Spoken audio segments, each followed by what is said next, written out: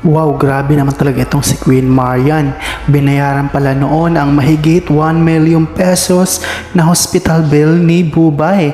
Opo, kasi BFF po sila in real life noong na-stroke si Bubay. Okay na yun. Sa dinasang pagkakataon, na ma-stroke. Oo, pero, ayun. Hindi light yun, ha? Sabi niya, yan talaga, ayaw niya ipaalam, ayaw. Wow, ayaw nga ipaalam ni Marian na siya nga ang nagbayad ng bill niya noon kay Bubay. Takbo talaga siya umangin. Kasi alam mo, kaya ayaw niya ipaalam. Yung tao kasi talaga na totoong tumutulong, hindi kailangan ng papuri. Oo, sabi ko nga sa kanya, pag nagtatanong, hayaan mo na lang. Oo, kasi talaga siya. Hindi. Ay talaga namang beautiful inside and outside itong si Marian. Kasi nga ako, Diyos ko, nalaman ko talaga, sabi ko, naku, ayoko.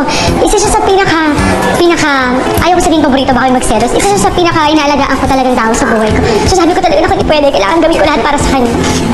So, makeup at body frienders.